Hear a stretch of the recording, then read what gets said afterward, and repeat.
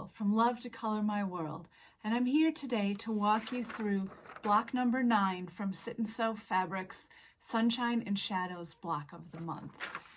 We've got 8 blocks done already, but this is a quilt along that you can join at any point in time and just catch up at your leisure. There are videos for each month's block, and at the end we'll show you how to put the whole quilt together. So today we are going to be making this block up here, which from far away looks like a star and is actually made out of 8 flying geese units. So we'll be making 8 of those and assembling them, and you'll be amazed at how quickly this block goes together. So let's get started. I've got my pieces cut, and I've got 4 gray rectangles, 4 yellow rectangles, and then 16 of my white on white squares. So the first thing I'm going to do for making these flying geese is to draw a diagonal line on the wrong side of my white squares. Do this with a fabric marking pen from one corner to the other and get it drawn on all 16 of your squares, and then we can start sewing. So to make our flying geese unit, we're going to need 2 white squares with the drawn line on the back and 1 rectangle. I'm going to start with a gray rectangle, and I'm going to position my marked square on the left end of my rectangle, with the line going from the bottom corner up to the center. So what I'm going to do is stitch on this line, and then we'll come back, trim it, and press it. So I've stitched on my marked line, and now we're going to trim the excess fabric to 1/4 inch past that seam line. I'm going to line up the 1/4 inch line on my ruler on my stitch line and cut off those 2 triangles. Then come over to my iron, and I like to press down on a stitch line first to sort of let the thread sink in, and then we're going to press it towards that triangle. There we go. Now we're halfway done. I'm going to take my second marked square and lay it on the right end of that rectangle, so the line goes from the lower right point or lower right corner up to that center point. And same thing, I'm going to stitch on that drawn line. And I'm going to end up stitching over my first white triangle, and that's what's supposed to happen. Okay, I stitched on my drawn line. Now I'm going to trim that excess fabric to 1/4 inch past my seam. Then take it over to my iron, press on that seam, and then press that triangle open. There we go. So here is my flying geese unit. You can see if we measure it, should be 6.5 inches across and then 3.5 from top to bottom. And you have this overlap here at the top, and that will become your seam allowance. So that should be there. So what we're going to do is make 4 of these with the gray large triangle, and then make 4 more with the yellow rectangle to make the large triangle. And then we'll join them together to complete our block. All right, if you've got your 4 yellow flying geese units and your 4 gray flying geese units all pieced, we're ready to start assembling the block. So what we're going to do is lay it all out and then look at how we're going to put it together. So each 1/4 of the block is made from putting together a gray flying geese unit and a yellow flying geese unit.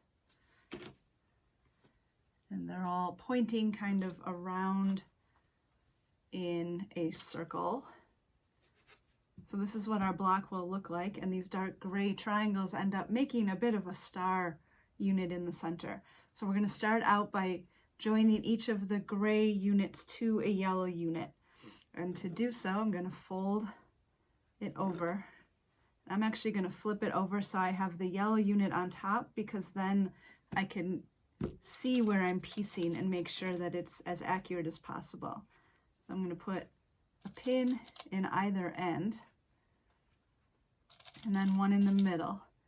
And when I go to sew with my 1/4 inch seam allowance, it should work out that way, but as you're stitching along, you want to aim your foot so that your needle crosses just to the seam allowance side of the tip of your triangle here. And if you do that, you'll end up with a nice point right there. So keep that in mind as you sew. So we're going to do this with all 4 of our 1/4 units, and then we'll have a piece with 2 triangles, and we'll finish assembling the block. So I've joined my gray and my yellow flying geese units together, and if you look, you can see my stitch line is just beyond where that point is. So when I open this up, I've got a really nice point on my yellow triangle. So I'm going to press these so the seam allowance goes toward the dark gray triangle. There we go. Okay, I've got all 4 of these now. Now this is a good point to just stop and make sure that they're all the same, that you didn't accidentally sew one with the points going together or with the gray on the bottom of the yellow, because you'd rather fix that now than having to fix that after you have your whole block assembled. So make sure that all 4 of your units look the same. And then what we're going to do is lay them back out how we had them before we joined the units. Just like that. Then we're going to sew these 2 together and these 2, and then join the 2 half units. Now I'm going to do the same thing when I sew these together. Is I'm going to pin the edges and then keep an eye on where these seam allowances meet so that I can keep my points really nice on my units. So I'm going to pin these 2. And on this unit, I've got a triangle here, and I've got one on the back side kind of tucked under.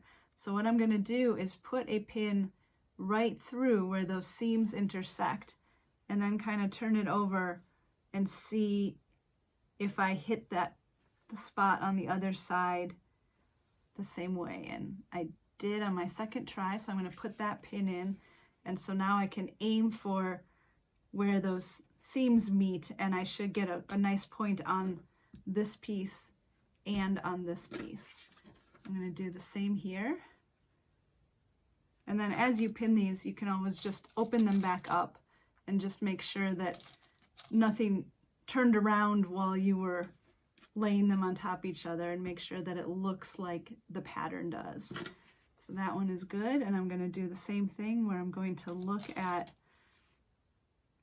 put a pin in where those seams join, and then try to hit the same spot on the other side. A little high. I'm going to come back and try again. Okay. And then I will stitch down both of those lines, and we'll come back and look at our half units. So I've got my 2 half block units sewn together. What I'm going to do is press them, and I'm going to press them in opposite directions so that the seams can nest when I join them together. So here is the top one. I've got my seam going to the left. Just going to double check here. So that's my bottom, so the seam will go in the opposite direction.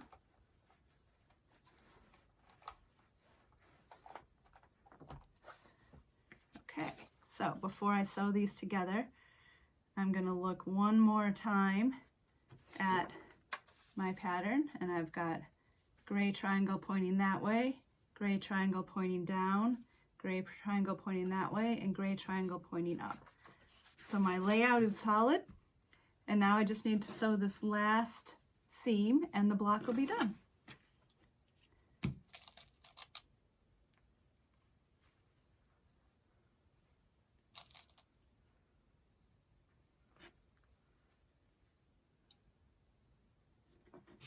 And as I pin this, you can see we have the same situation where we're matching up points along the side. So I'm actually going to peel it back a tiny bit and align those 2 points together and then put a pin right in there so that I have a little more control over those points touching.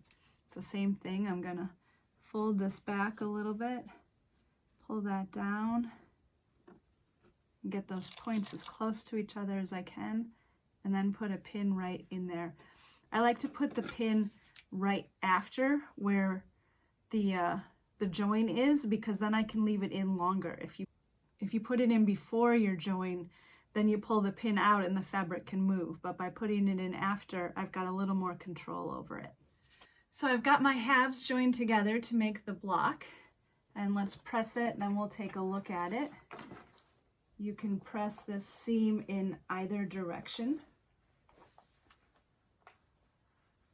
And I'm just going to give it, we've got some bulky seams in there, so I'll just give it a good firm press.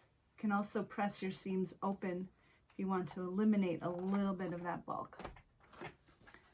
Okay, so you can see my points meet up pretty nicely in all 4 of those spots. I've got all my triangles in the right spot, and it's a pretty cool looking block. So that's it for block number 9, and next month we'll be working on block number 10, which is this one right here. I hope you had fun sewing with me today, and I look forward to seeing you next month. We're working our way through this block of the month. It's hard to believe that we're 3/4 done. Head over to Sit and Sew Fabrics to check out all of their kits, some that are pre-cut pieces and some that are made out of fat quarter bundles and that type of thing, and invite your friends to join our Sunshine and Shadows block of the month.